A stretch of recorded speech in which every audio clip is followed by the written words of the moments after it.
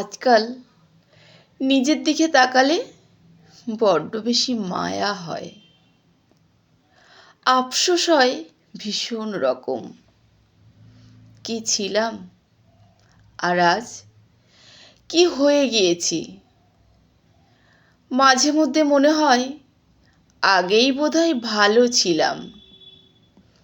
চোখের নিচে কোনো কালি ছিল না, ছিল না কোনো কালশিটের দাগ, ছিল না মাথা ভর্তি কোনো দুশ্চিন্তা।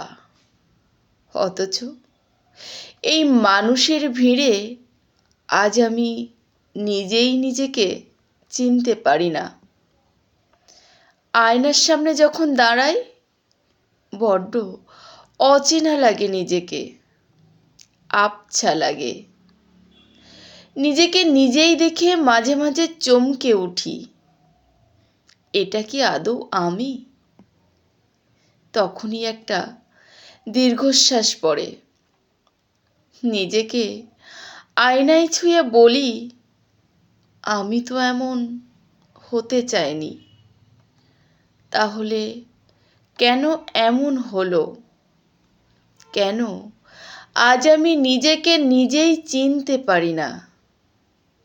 এর কোনো উত্তর নেই আমার কাছে। জীবনের পথে কত কিছুই তো হারালাম, আবার কত কিছুই না পাওয়াই থেকে গেল। শুধু সময় তার নিজস্ব গতিতে বয়ে চলল। ওই যে কথায় আছে, সময় এবং নদীর স্রোত কোনোটাই কখনোই কারোর জন্য অপেক্ষা করে না। সেরকম সময়ও তার নিজস্ব গতিতে বয়ে চলল। আমি রয়ে গেলাম এক ঘোরের মধ্যে। বিশেষ কিছু নয়, নিতান্তই সাধারণ এই আমি।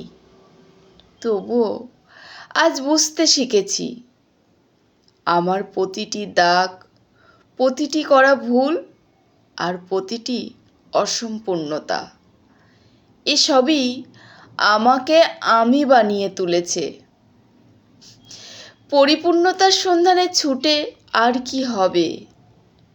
আমি যেমন আছি তেমনটাই তো সুন্দর, তাই না? আমাকে আমি বানিয়েছি আমি নিজেই। নিজের ভুল, নিজের ত্রুটি সবগুলোকে আজ শুধরে নিয়ে